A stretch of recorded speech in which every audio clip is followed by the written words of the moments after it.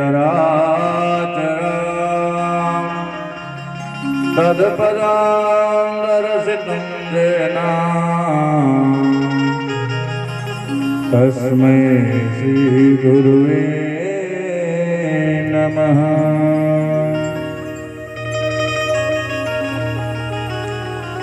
आइए हनुमंत विराजिए कथा कहो मति अनुसार आयुष्वासन लीजिए पवन पुत्र हनुमान। मेरी भवबाधा हरो श्री राधा नागर सोय जातन की छाई पड़े ओ श्याम हरित धृत हो।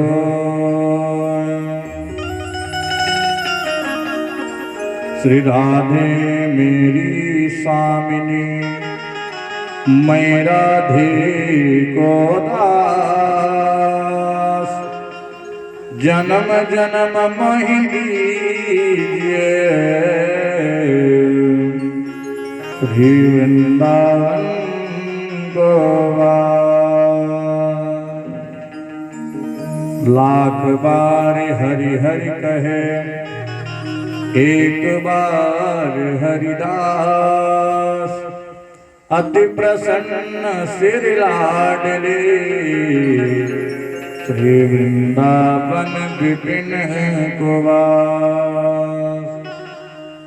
जयंती मंगला काली भद्रकाल कपालिनी दुर्गा क्षमा शिवा धात्री स्वाहा स्वधा नमस्तुते। जय जय श्री राधा रमण जय जय नमल किशोर जय गोपी चित चोर प्रभु जय जय माखन चोर जय जय माखन चोर। देवी दयामय सिंह चढ़े निज भक्ति के काज समार दिया कल कलमख दूर करो जननी सब काष्ट हरो न विलंब लगाओ।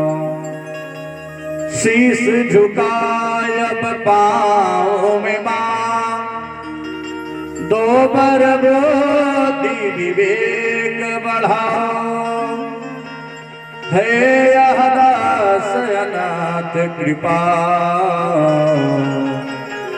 दास के माथे पे हाथ लगाओ दास के माथे पे हाथ लगाओ। बोले श्रीमद्भागवत महापुराण की जय हो। श्री सीताराम जी महाराज की जय हो। अनंत बलवंत हनुमंत लाल जी महाराज की जय हो। सप्ताह ज्ञान यज्ञ की जय हो।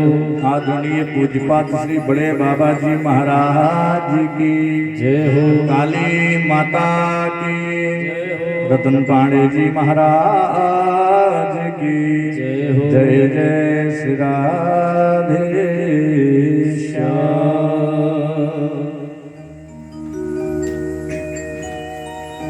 परम मंगलमय प्रातपर अकारण करुणा वरुणालय भक्तवांछा कल्पत्रु नंदन नंदन यशोदानंदन ब्रजेंद्र नंदन दीनहीन पर कृपा करने वाले माधुर्य छवि का प्रदर्शन कर कर भक्तों के चित्त को चुराने वाले, दुष्टों का संहार करने वाले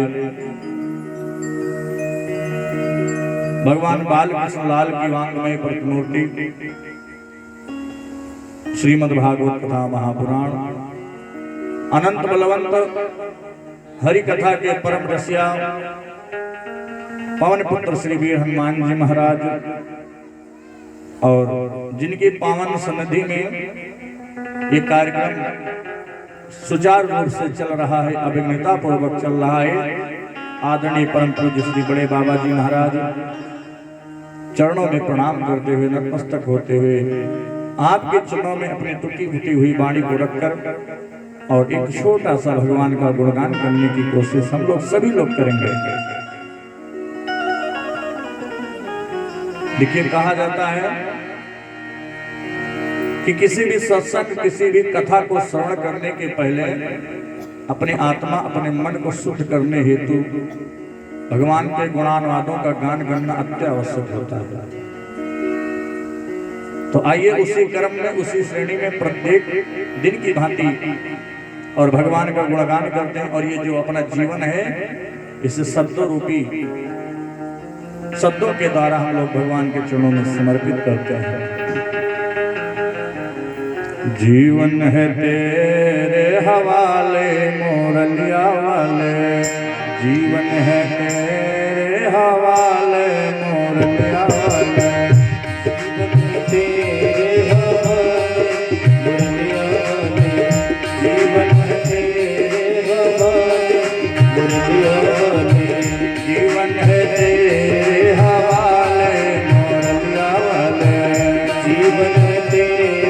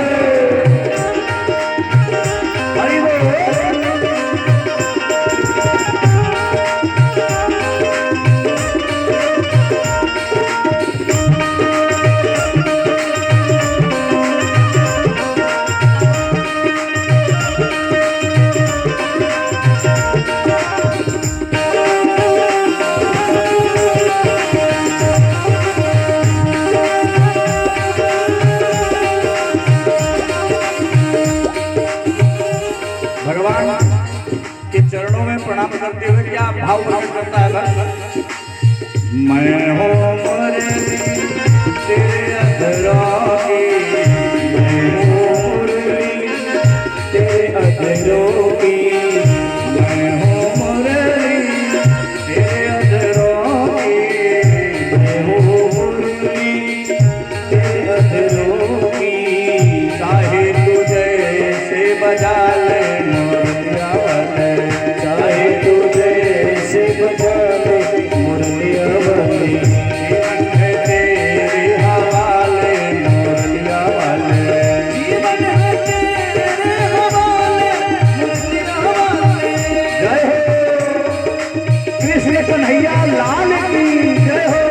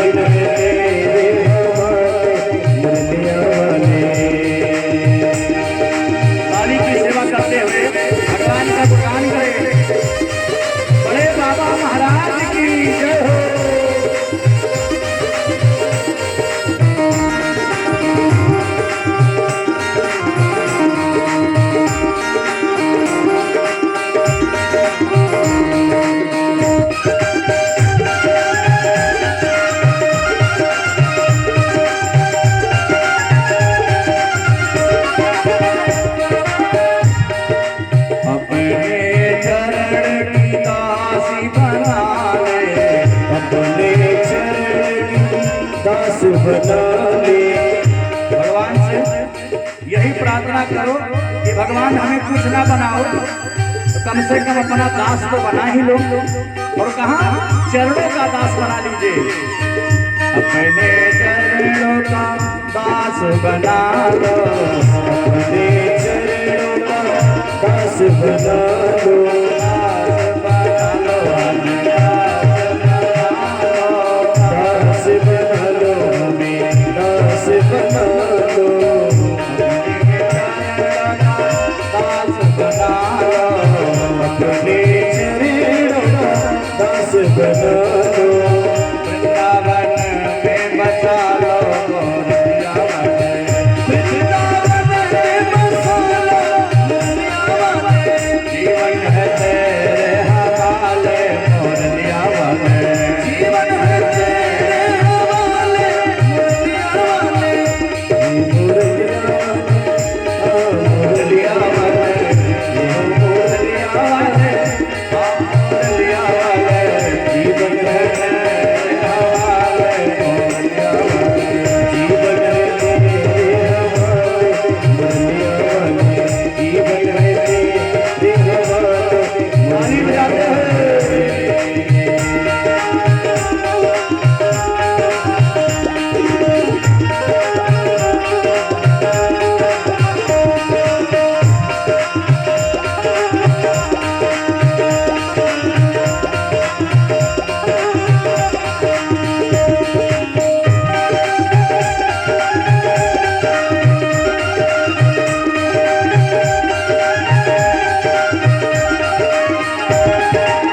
मैं हूँ सजनिया अपने साजन की, मैं हूँ सजनिया अपने सजन की, मैं हूँ सजनिया, मैं हूँ सजनिया, मैं हूँ सजनिया अपने साजन की।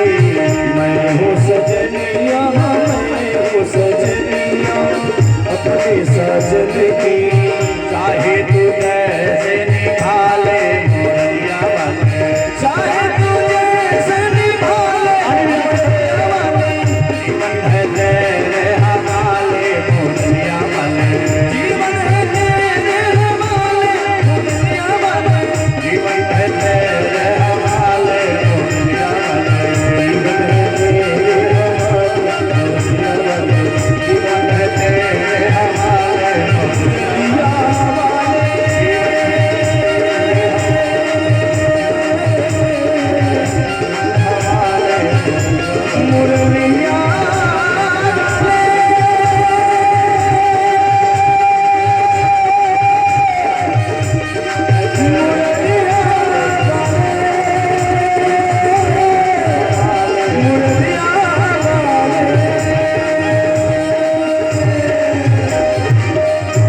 बोले बाल कृष्ण लाल की जय हो, श्रीमद् भागवत महापुराण की जय हो।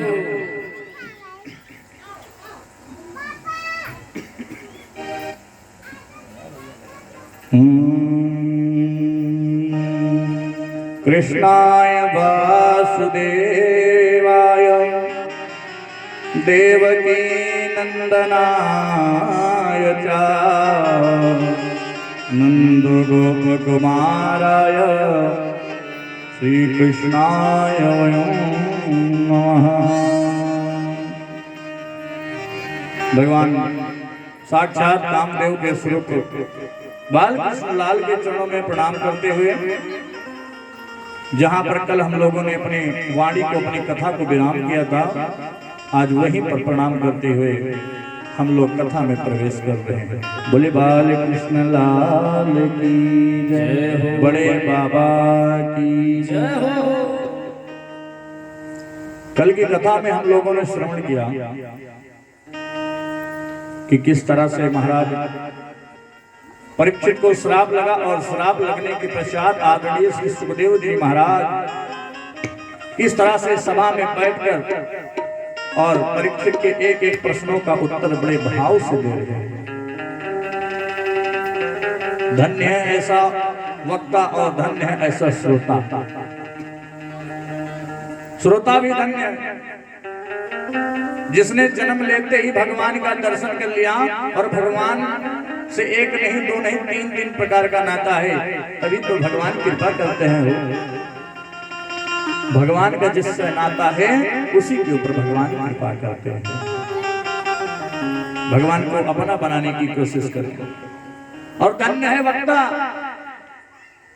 जिसने अमर कथा सुनी, भगवान भोलेनाथ का आशीर्वाद भी ग्रहण किया और माता के गर्भ में 12 साल तक रहने के पश्चात जन्म लेते ही जो जंगल चला गया हो, जिससे माया मोह का कोई बंधन ही ना हो, यदि ऐसा वक्ता बैठकर भगवत कथा का वाचन कर रहा हो तो श्रोता और वक्ता के बीच में जो प्रश्न और उत्तर हो रहे हैं उसी से तो भागवत कथा का निर्माण हुआ। बहुत ही सुंदर वर्णन करते रहे। श्री सुखदेव जी महाराज कहते हैं, राजन हमने आपको बताया कि किस तरह से भगवान ने विदुर के ऊपर कृपा की। हमने आपको 24 अवतारों के बारे में बताया। 24 अवतारों में से मुख्य जो अवतार है राम और कृष्ण के हैं। उसमें से 12 भगवान का अवतार हुआ, ऋषभ देव का अवतार हुआ, कपिल मुनि का अवतार हुआ। महाराज कर्दम घोर तपस्या करने के बाद जब भगवान प्रसन्न होते हैं तो कर्दम जी महाराज की इच्छा तो होती है शादी करने की, लेकिन तो भगवान के सामने सब कुछ करते हैं, शर्माते हैं, किस तरह से हम कहें। भगवान मन की बातों को समझ जाते हैं। भगवान ने देव योगा स्वरूपा भगवती के साथ विवाह कराया। 9 कन्याएं प्राप्त हुई कर्दम जी महाराज को और 9 कन्याओं के पश्चात 10वां जो पुत्र हुआ वो भगवान कपिल देव है। बोले कपिल देव जी महाराज की जय हो। वही कपिल देव महाराज जिनका हम लोग आज भी दर्शन गंगा सागर में करते हैं। कहते हैं सब तीर्थ बार बार, गंगा सागर एक बार। आज उन्हीं का स्थान कपिल देव जी महाराज का गंगा सागर में विराजमान है। कपिल देव जी जब समाधिस्थ हो गए तो माता देवहूति का वंश तो आगे चला नहीं, लेकिन तो माता देवहूति की 3 बहनें थी, आकृति, देवहूति और प्रसूति। प्रसूति जी की जो प्रसूति नाम की जो बहन है वो महाराज दक्ष प्रजापति के साथ ब्याही गई। वही दक्ष प्रजापति जिसके दामाद भगवान भोलेनाथ बने, हिमांचल बने। दक्ष प्रजापति प्रसूति का विवाह दक्ष प्रजापति के साथ हुआ और इन्हीं के घर में महारानी सती का जन्म हुआ और सती महारानी का विवाह भगवान भोलेनाथ के साथ हुआ। एक बार की बात है, भगवान भोलेनाथ किसी सभा में बैठे हुए थे। उसी समय उनके जो ससुर जी हैं महाराज दक्ष प्रजापति उस सभा में प्रवेश करते हैं तो जितने भी देवता लोग हैं सब लोग खड़े होकर महाराज दक्ष प्रजापति का स्वागत करते हैं, अभिवादन करते हैं। लेकिन तो भगवान भोलेनाथ जहां भी बैठते हैं उनकी समाधि लग जाती है। जहां भी बैठते समाधि लग गई। समाधि लगने की वजह से उनको ये नहीं पता चला कि हमारी सभा में कौन आया है। महाराज दक्ष ने देखा कि जितने भी देवता जन हैं, जितने ऋषि मुनि हैं, सभी लोग खड़े होकर हमारा अभिवादन कर रहे हैं और ये मेरा दामाद होकर भी ये भरी सभा में मेरा अपमान कर रहा है। महाराज दक्ष प्रजापति को क्रोध आ गया। वहां पर कुछ नहीं बोले, लेकिन तो वहां से उठकर वो अपने महल को चले गए।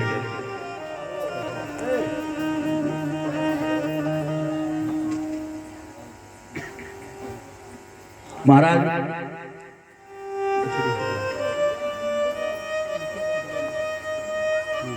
दक्ष प्रजापति ने इस अपमान का बदला लेने के लिए उन्होंने एक विशाल यज्ञ का आयोजन किया। विशाल यज्ञ का आयोजन किया तो समस्त देवताओं को तो निमंत्रण दिया,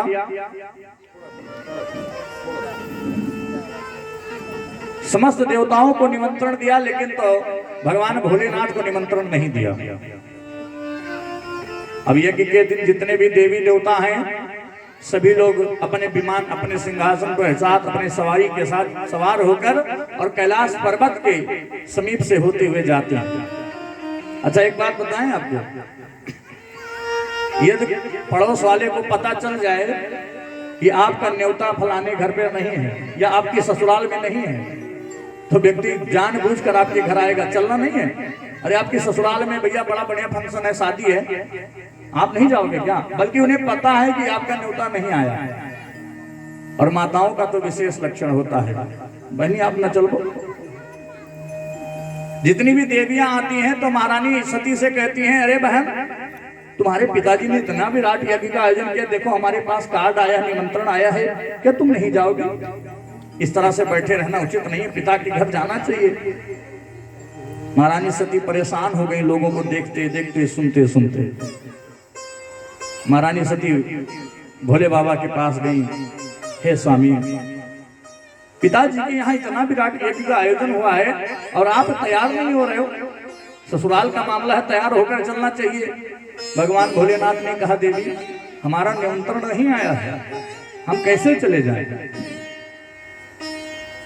महारानी सती कहती हैं, देखो गुरु के घर और पिता के घर निमंत्रण की आवश्यकता नहीं होती है।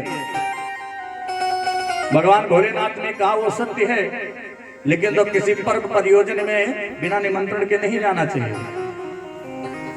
और जहां पर अपमान करने की भावना से जो कार्यक्रम किया जा रहा हो वहां विशेष कर नहीं जाना चाहिए। आवत ही हर से नहीं नैनन नहीं सिने, तुलसी वहां न जाइए चाहे कंचन बरसने।